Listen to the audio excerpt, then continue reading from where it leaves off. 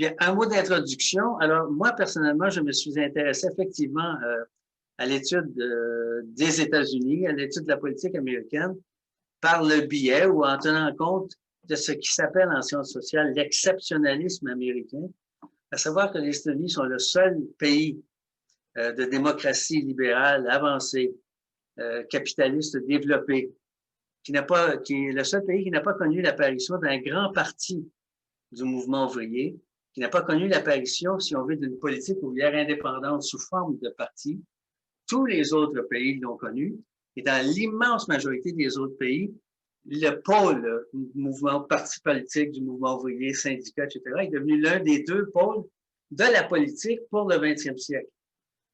L'exception américaine, elle est immense à cet égard, immense en culture politique, immense sur le plan des institutions, immense à tout ça, sur plusieurs terrains. Et donc, moi, c'est à partir de ce questionnement que je me suis intéressé aux États-Unis, à leur mouvement ouvrier. Questionnement d'ailleurs qui, alors je vais terminer ma petite introduction là-dessus, n'est pas nouveau. Dès 1906, le grand sociologue Werner Sombart l'Allemand, publiait un livre intitulé, qui est devenu un petit classique, « Pourquoi le socialisme n'existe-t-il pas aux États-Unis ?» Et évidemment, en 1906, et puis ça a continué par la suite. La présentation que je vais faire aujourd'hui, donc j'ai fait parvenir un petit texte avec argumentaire, mais surtout, je vais suivre un peu le plan de la séquence qu'on retrouve dans ce petit texte, en allant peut-être un peu plus au fond des choses sur certains aspects, mais enfin, c'est comme ça que... Premier point dont je vais traiter, c'est celui de la nature sociale du bipartisme aux États-Unis. Le bipartisme américain est probablement le plus âgé des bipartismes, mais le bipartisme républicain-démocrate, en tout cas, il est le plus stable des partis. On compte à peu près... un bipartisme, d'ailleurs, pour ce soit clair, ça ne veut pas dire qu'il y a seulement deux partis. Parce qu'il y a beaucoup de partis aux États-Unis. Il n'y a pas seulement deux partis, il y a beaucoup de partis, des partis enregistrés d'ailleurs. Et par exemple, Bernie Sanders, pour l'un, n'était pas membre ni du Parti démocrate ni du Parti républicain. C'est très récent qu'il a pris sa carte du Parti démocrate. En 2016, il a concouru. Il n'était pas membre du Parti démocrate. Là, il y a des lois spéciales aux États-Unis qui permettent ce genre de choses. Eisenhower n'était pas membre du Parti républicain quand il a été élu président. Il est devenu membre du Parti républicain par la suite. Alors, c'est vraiment, il y a des éléments d'exception sur plusieurs aspects de la réalité.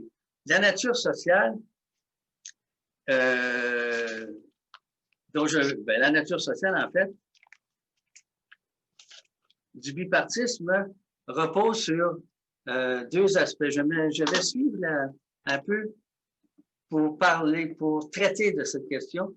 Je vais suivre un peu la théorie du professeur Seller, un politologue, dont le prénom était Daniel Louis Seller, qui, étudiant les partis politiques, il a écrit des volumes, des manuels là-dessus, d'analyse comparée, étudiant les partis politiques, s'est demandé quels sont les partis.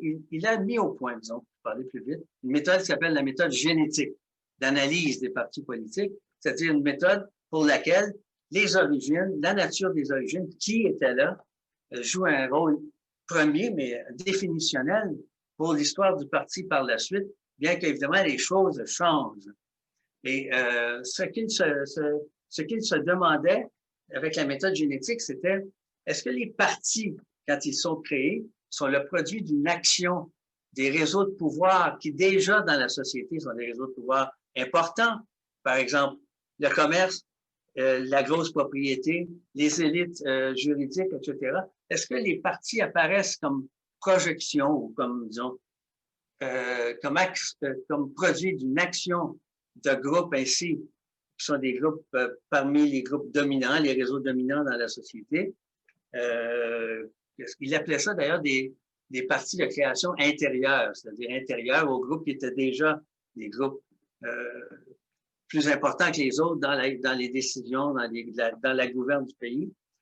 Est-ce qu'ils sont de création intérieure, se demandait-il, ou de création extérieure? Extérieure, étant des groupes, des partis apparaissant comme sous la forme d'une action de groupes qui n'étaient pas des groupes participants au réseau de pouvoir dans la société, mais en fait des groupes qui voulaient précisément percer les organes de pouvoir, la gouverne, les pores de la société, partis qu'il appelait de création extérieure. Lorsqu'il étudie les partis américains, évidemment, les deux grands partis sont des partis de création intérieure. Parti de cadre, pour ceux qui font de la science politique, parti présidentiel, etc. Les partis de création extérieure, ceux qui étaient étrangers, ceux qui sont nés d'une action de groupe étranger au groupe dominant, ils les appelaient, comme Maurice Duverger, des partis de masse. Le mot masse ne fait pas référence d'abord à la taille des 10 partis, parce qu'à ce compte-là, le Parti conservateur britannique, en 1960, comptait plus d'1 million de membres. Il n'y a jamais personne qui a parlé de ce parti-là comme d'un parti de masse. Les partis de masse, on les appelle comme ça. Chacun fait ses choix. On les appelle comme ça du fait que ce sont des partis qui, essentiellement, doivent compter sur l'action de leurs propres membres, leur masse d'importance ou sur laquelle ils peuvent se fonder pour acquérir de l'importance dans la société, c'est l'action de leurs membres qui vont créer des syndicats, qui vont créer des associations, qui vont les joindre, etc. Parti donc de création extérieure, parti de masse, c'est ce que ça veut dire. C'est-à-dire, c'est des partis qui comptent d'abord sur leurs membres pour percer les organes de pouvoir. Pardon. Bien. On a donc deux partis de création intérieure qui vont très vite chercher à se constituer comme une espèce de parti, comme des partis qui monopoliseraient la représentation politique de l'électorat. Très vite, les démocrates et les républicains vont passer, disons dans les années 1880 et 1890, pour préciser les choses, vont entreprendre de passer des lois, des réformes, des règles, d'énoncer des règles qui vont rendre extrêmement onéreuse la volonté de participation de groupes qui sont extérieurs, étrangers aux deux grands partis. Ils vont ainsi essayer, puis réussir pour une grande part, mais il y a là une action volontaire de bloquer l'entrée d'autres partis que de ces deux-là dans l'arène politique. Ce sont donc deux partis qui vont essayer de constituer, si on veut, le contenant des luttes et des rapports politiques dans le pays, qui, par ailleurs, contenant, ne va pas toujours exprimer le même contenu. Je donne l'exemple suivant. Le Parti démocrate aux États-Unis, c'était le parti des esclavagistes. C'est le parti de la ségrégation dure, du racisme, de l'obscurantisme, après la guerre civile pendant de nombreuses décennies. Et aujourd'hui, pourtant, c'est le parti pour lequel vote l'immense majorité de la population africaine-américaine, au-delà de 90%. Si les deux mêmes partis avaient signifié tout le temps la même chose, ça n'aurait pas de sens. Le monde serait fou. Ils voteraient contre leurs intérêts, ça n'aurait pas de sens. Donc, le contenant reste le même, mais ce qui va arriver, c'est que le contenu va, à l'occasion, pas tout le temps, changer. Pas tellement sous forme d'adaptation progressive, bien que ça se pose, mais sous forme de ce qu'on appelle des moments de réalignement politique. Grand réalignement politique, 1860, Lincoln qui vient de créer le Parti républicain et qui remporte la présidence, parti, disons, en gros, contre l'esclavagisme, et 1860 ouvre une période ainsi où le Parti républicain, c'est le parti, si on veut, des libertés. Il va y avoir une quasi-dictature révolutionnaire sur le Sud pendant une douzaine d'années après la guerre civile, chambardement des rapports de propriété, tout ce qu'on veut, soudain. Par la suite, ça va revenir, je n'entrerai pas là-dessus. Mais ce parti-là définit d'une certaine manière une période qui s'ouvre. C'est la période, si on veut, on appelle ça le système de parti de 1860. Les démocrates, après la guerre civile, représentent toujours la ségrégation du Sud, l'arriération, l'obscurantisme, Les républicains vont, si on veut, représenter au contraire ceux qui vont essayer de changer le Sud pendant un certain nombre d'années. On a un autre changement de contenu. Alors là, le changement de contenu en 1860, ça va, là, je vous vois à peine. Le changement de contenu, il s'est fait grâce à la création d'un nouveau parti. Les changements de contenu, par la suite, vont se faire dans le cadre du contenant déjà établi, ce qui change beaucoup de choses. Le prochain changement, ça va être 1896, l'élection, on dit, qui instaure le système de 96, c'est-à-dire là, c'est l'élection qui définitivement montre qui mène. Alors, c'est le monde urbain industriel et non la campagne. C'est les grandes villes et non les petits centres, etc. Et le Parti républicain devient le parti vraiment préféré de l'ensemble des hautes fortunes du système capitaliste en développement, en particulier des banques aussi, de tous ceux qui sont liés au développement capitaliste industriel. C'est lui qui va diriger l'industrialisation du pays. Le Parti républicain. Donc, avec 1896, s'instaure ce qu'on va appeler le régime de parti, le système de parti de 96, le Parti républicain patronal, le Parti démocrate, encore le Sud ségrégué, le Parti démocrate également par ailleurs de nouveaux groupes d'immigration dans les grandes villes du Nord, d'immigration moins favorisée.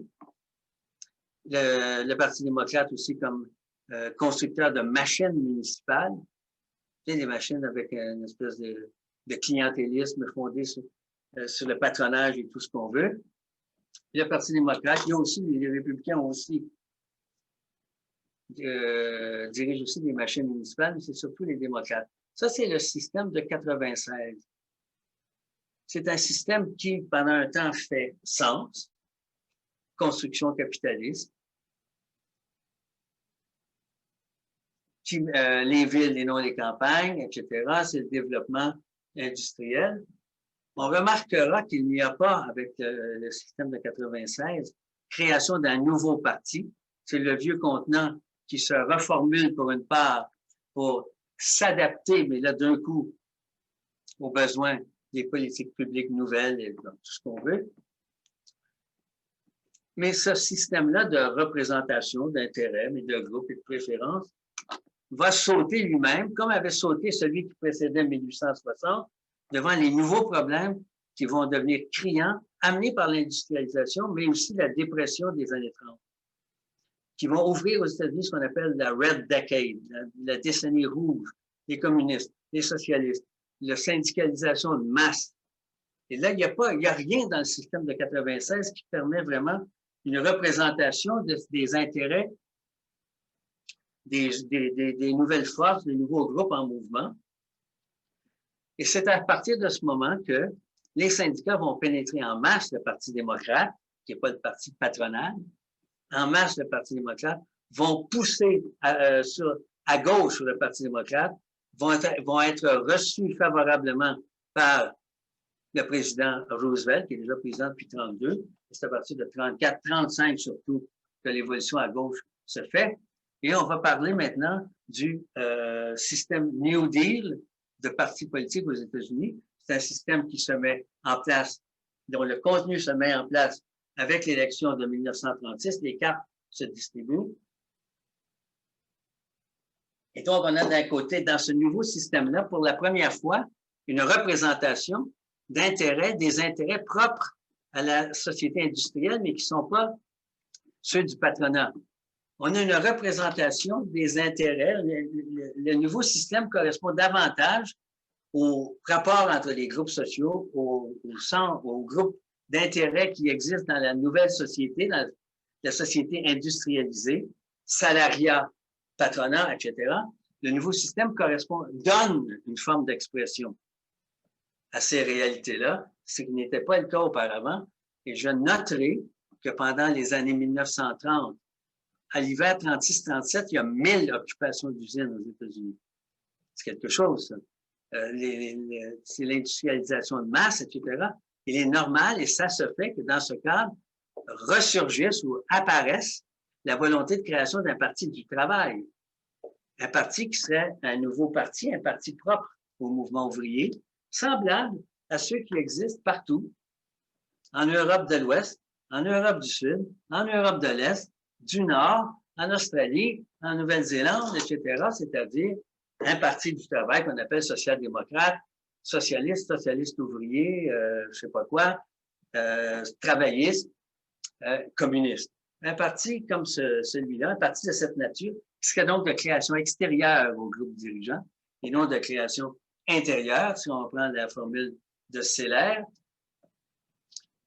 Le système New Deal, l'ouverture de Roosevelt va notamment permettre au système établi d'éviter la perturbation que supposerait l'entrée en masse d'un tel parti dans un cadre de mobilisation populaire massive, l'entrée en masse, et le Parti démocrate va réussir à absorber ces volontés.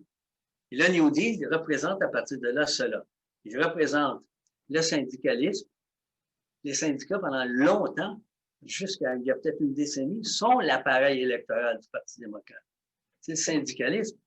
Il représente évidemment la population africaine-américaine, on le sait. Il représente d'autres minorités. Il représente des groupes défavorisés. Il représente les politiques sociales. Il y a un parti de gauche et un parti de droite à l'américaine, mais qui apparaissent, qui sont maintenant en place. Évidemment, il n'y a pas eu de parti du travail, donc c'est le même contenant. Je reviens maintenant à cette question. Parce que si les évolutions se font, changement de contenu, mais même contenant, un contenant qui s'impose à ce qui se produit, bien évidemment, ce n'est pas la même chose. Il y a quelque chose de... Le contenant devient aussi définition, pour une part, à tout le moins, du contenu. Ce n'est pas l'équivalent, l'évolution à gauche du Parti démocrate, de la création au début du 20e siècle du Labour Party anglais, lorsque là, véritablement, lui, il va remplacer le Parti libéral comme un des deux partis dominants du pays. Alors, ça va prendre pas longtemps, d'ailleurs, 15-20 ans, où il remplace le Parti libéral à ce titre. Ce n'est pas la même chose que si en Angleterre, par exemple, c'était le Parti libéral qui avait réussi à mettre sur ses listes les candidatures en masse Labour que le mouvement ouvrier cherchait. Ça aurait été une adaptation du système dans le même contenant. Non, c'est pas ça. Il y a eu l'apparition d'un nouveau parti. Ils ont débarqué le Parti libéral comme un des deux partis. Bon, alors, le système New Deal, il sert notamment d'ersatz à ce type de développement. Il supplée à l'absence de représentation politique pour toute une série de groupes qui étaient des groupes mis de côté, ceux qu'un parti de masse aurait essayé d'organiser, qui étaient des groupes mis de côté et qui seront dorénavant, ils auront une place. Donc, le Parti démocrate représente les groupes dont je viens de parler, il représente les politiques sociales, etc. Le Parti républicain, à partir de 1936, il est le parti plus conservateur, la propriété privée, et puis, bon, etc. Une anicroche, Roosevelt ne cherchera jamais à transformer le Parti démocrate dans le Sud, parce que le Parti démocrate du Sud a beau être un parti raciste, obscurantiste, arriéré, tout ce qu'on veut, il domine l'ensemble du Sud, on lui laisse faire ce qu'il veut là, et lui, il garantit à l'appareil démocrate national, pour les élections présidentielles, le vote du Sud. Le vote du Sud va être un vote de gauche, parce que c'est démocrate à partir de ce moment-là, mais il va servir à garantir les élections ou l'élection à l'occasion, pas toujours, de candidats démocrates. Mais évidemment, c'est un bras, pour la lutte sociale, on l'a fait avec un bras attaché dans le dos, hein, avec une main de moins, parce que le Parti démocrate du Sud est toujours puissant. Il s'allie souvent en chambre avec les républicains pro-patronaux. Puis, je veux dire, c'est une nuisance par rapport aux politiques qu'on voulait faire, mais néanmoins, le système s'est reconstitué, même contenant, mais nouveau contenu. Il correspond davantage aux intérêts, aux différences de politique publique, etc., qui sont ceux de la société industrielle, salariale, tout ce qu'on veut. Et c'est ainsi que les choses se développent avec les groupes minoritaires pour des décennies. Je reviens là-dessus dans un instant. Le passage aux États-Unis d'un système de partis 1860 à un autre, 1896 à un autre système 1936, on appelle ça des changements, puisque les partis ne changent pas, dans tout cas les deux derniers, on appelle ça des changements d'ère partisane, accent grave RES, une ère partisane, période partisane, c'est-à-dire où les partis ont une signification très précise qui a été modifiée, mais on a gardé le même contenant. Les aires partisanes sont des aires, sont des périodes qui sont amenées par des réalignements politiques. C'est le vocabulaire de la science politique américaine, des réalignements politiques. Les réalignements politiques, ou bien ils se font avec un nouveau parti, ou ils se font avec un changement de contenu. On en a parlé aux États-Unis. Ils se font avec le même contenant. On a un pays, donc, qui se développe. Il y a une forme de représentation des intérêts de la société industrielle avec le système de 1936. Un pays qui se développe sans parti ouvrier indépendant. L'exception se maintient. Et il y a des traits aussi des partis politiques en place qui se constituent. Je veux revenir un peu là-dessus maintenant. Changement de contenu, mais plus il n'y a pas de changement de contenant. Ça ne veut pas dire que les partis américains n'ont pas d'histoire. Ils ont une histoire. 1860 à 1896, ils veulent pas dire la même chose, jusqu'à 36 et par la suite. Mais c'est le même contenant. Et un contenant maintenu, ça évite les soubresauts trop perturbateurs dans lesquels le système de partis se retrouverait. Maintenant, j'aborde le questionnement suivant. Les deux grands partis américains sont-ils des organisations publiques ou des organisations privées? Par organisation privée, tout le monde sait ça. On entend, par exemple, les organisations volontaires qui ont leur propre liste de membres, leurs propres règles pour des courses à la direction. Les organisations volontaires, des associations privées, comme le sont, par exemple, les partis politiques au Canada, etc. Aux États-Unis, le questionnement est plus complexe parce que d'abord, les deux derniers systèmes de partis se sont instaurés sans représentation indépendante du mouvement ouvrier.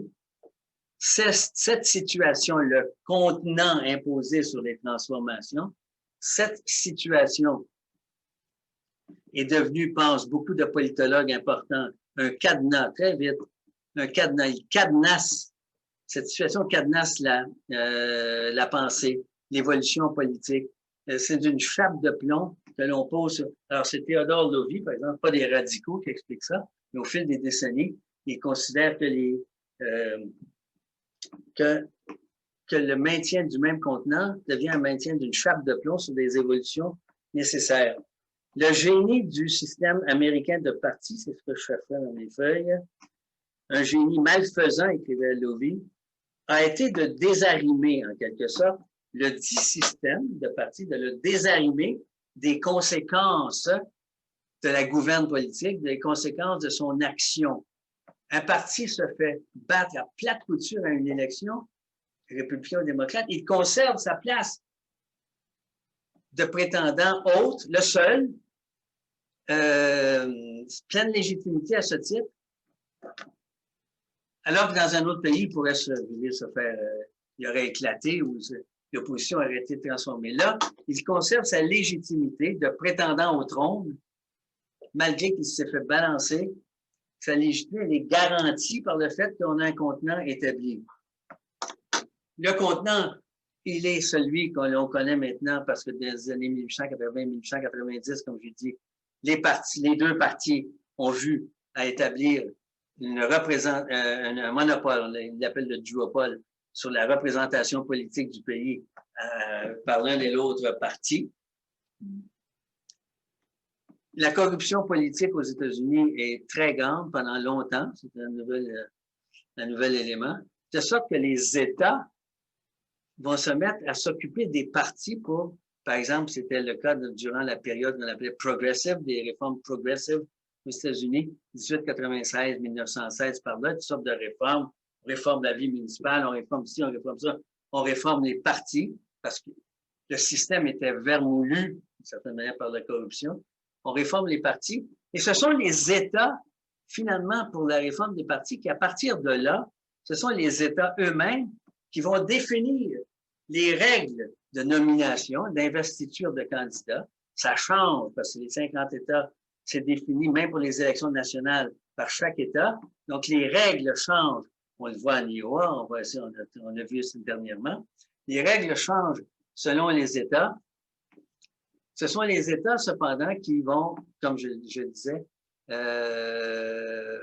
à partir de, disons, du début du 20e siècle, définir les règles de fonctionnement des partis, d'investiture des candidats, de comment il faut faire, de ci, de ça. Ben, OK. Ce faisant, les partis deviennent pour une part des organisations publiques, puisque les deux grands partis du continent se conforment à ces règles. Et pour qu'une élection à la nomination dans tel, je sais pas moi, dans tel État donne tel résultat, il faut que cette élection se soit déroulée selon les règles que l'État a établies. Pour divers politologues américains, je crois qu'ils ont raison, à partir de ce moment-là, il y a comme une sous-traitance par l'État aux responsables de partis de la mise en place des processus de nomination, des caucus, des primaires. Tout cela doit répondre à des règles établies par les États. Ça échappe à ce qui reviendrait à une association privée dans un régime électoral normal. C'est pas la même chose. Ça échappe. Ces règles doivent être respectées pour que les choses soient légitimes et légitimement reçues.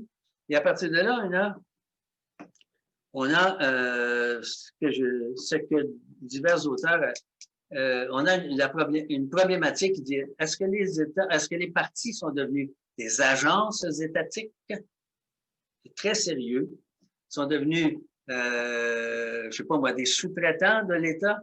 Est-ce que les partis politiques sont devenus, il y en a qui vont dire, c'est des services d'utilité publique, comme on dirait, le contrôle qu'un État établit sur la distribution du gaz naturel. Alors là, ils établiraient là-dessus. Mais en tout état de cause, quelqu'un qui veut me parler? Non? En tout état de cause, les partis ne sont pas maîtres de leur, je veux dire, des processus d'investiture. Il y a toute une part de leurs activités qui, normalement, ailleurs, reviennent aux partis politiques eux-mêmes.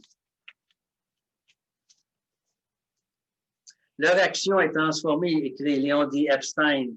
C'est très intéressant, d'ailleurs, les travaux de Léon D. Epstein sur les partis politiques. Les partis sont devenus, dit-il, l'action des partis est ainsi transformée en action de l'État. À compter de ce moment, ce sont les États qui sont responsables de la tenue des processus de nomination. Ce faisant, ce sont les États qui définissent comment et qui peut être élu. Les deux gros partis, le même contenant. La présence à cet égard des deux partis et du même contenant dans l'action des États, renforcée par l'action des États qui règlent le déroulement des processus de nomination, cette présence, elle est confirmée, la légitimité de cette présence, par des décisions de la Cour suprême. 1997, pas 1897, 1997, la Cour suprême décide que, dans une cause, en tout cas, peu importe, les États ont non seulement le droit de choisir un système bipartite, donc de viser cela, de favoriser un système bipartite, mais aussi de protéger ses occupants actuels d'une compétition venant de l'extérieur de ce système. Les États ont la pleine légitimité juridique, dit la Cour suprême, de faire cela. Ce n'est pas toujours négatif, diront certains, et j'en suis, puisqu'on se souviendra que les processus de nomination, d'investiture dans le Sud démocrate, pendant des décennies, les processus de nomination étaient interdits aux citoyens non blancs, et donc les candidatures étaient investies uniquement par des membres blancs du Parti démocrate. Comme le Parti démocrate est un parti unique dans le Sud, mais ça voulait dire que les Noirs ne participaient pas, en fait, à l'exercice premier de définition de qui serait le député, de qui serait l'élu de la place. La Cour suprême, à ce moment-là, c'est en 1953, a interdit la pratique qui consistait à restreindre les primaires aux seuls citoyens blancs en faisant valoir, je cite, qu'on peut interdire à une association politique privée de sélectionner ses candidats selon les règles qu'elle se donne, du fait de l'institutionnalisation, ils sont devenus des institutions, de l'institutionnalisation des deux grands partis, institutionnalisation entendue au sens fort des termes, ils sont devenus une institution d'État, dit la Cour suprême en 1953. L'État est officiellement, je veux dire, n'est pas ségrégué officiellement, c'est l'inverse. On a une déclaration des droits, on a une constitution qui établit l'égalité des citoyens. Et donc, le Parti démocrate, qui pourtant serait une entité autonome, peut bien faire les règlements qu'il veut, non. Parce qu'ils sont devenus les partis des institutions de l'État. L'État n'est pas raciste officiellement. Et donc, interdiction au Parti démocrate de mener ses affaires comme il le voudrait dans le Sud, obligation d'ouvrir ces processus de nomination, ce qui, je veux dire, tout le monde appuiera à ce moment-là la volonté exprimée par la Cour suprême, mais ça montre bien aussi la place des deux partis, pas en général, mais en philosophie d'une certaine manière. Ils ont le droit d'être là, la légitimité, elle est conférée, c'est au contenant, et c'est ce contenant qui est censé s'appliquer aux transformations politiques. Est-ce que j'ai 2 minutes, 3 minutes encore, ça? 5 minutes? OK, alors là, 5 minutes, c'est bien. On a donc dès lors un système bipartite dont les occupants sont non seulement protégés par toute une série de règles insurmontables, je veux dire, avant que quelqu'un réussisse à présenter des candidats partout, toutes sortes de règles qui changent et qui sont extrêmement onéreuses. Hein, je veux dire, tel pourcentage, par exemple, dans certains États, tel pourcentage d'électeurs, dans tel pourcentage de circonscriptions, avec un tel niveau de participation eu égard à l'élection précédente. Toutes sortes. Alors, c'est toutes ces règles-là, plus la confirmation par la Cour suprême de la place, font qu'on a un système de partis qui est établi, qui est solide, hein? Un système de partis qui est établi, un contenant qui est comme garanti, chape de plomb sur les transformations. On prend ça comme ça, je ne vais pas plus loin de ce côté-là, je dis les choses suivantes. Avec les développements que l'on connaît, je ne suis pas obligé de... Les développements que l'on connaît du Parti républicain, disons, depuis les deux présidences de Reagan, celle de Bush père qui a suivi. Après ça a été les deux de Clinton. Mais celle de Bush fils, je dis qui s'est lancé à peu près dans une entreprise de bonapartisation de l'État américain avec le Homeland Security. Celle de Bush fils. Le Parti républicain est de plus en plus droitier, de plus en plus populiste, accepte aussi fait où les vieux s'en vont l'arrivée en masse des militants du Tea Party. C'est un parti qui devient de plus en plus à droite, de plus en plus difficile à contrôler, jusqu'au moment où, à l'élection de 2016, le milliardaire Donald J. Trump réussit d'une certaine manière à lancer une opération victorieuse, une opération OPA, comme on fait dans le monde de la business, une prise de contrôle, une opération prise de contrôle. Il réussit à lancer une OPA sur le Parti républicain, à l'acheter en quelque sorte, même si ça donne un contrôle hostile takeover, comme ils disent en anglais, même s'il y avait des gens dans le vieux Parti républicain qui ne le voulaient pas. Il réussit, il l'achète en quelque sorte. Mais ce faisant, il se trouve à acheter une institution de l'État. Si ce qu'on a dit est vrai, mais la conclusion qu'on peut dire là, wow, il commence à y avoir, je laisse ça là. Le Parti démocrate, qui a toujours été un parti divisé, hein, je veux dire, le Parti démocrate depuis 1936, entre ses ailes syndicales, disons, et les ailes plus qui appellent modérées. En général, c'est plus de droite. C'est un parti qui est divisé. Il y a toujours eu des difficultés, mais néanmoins, c'est un parti qui restait le parti des réformes.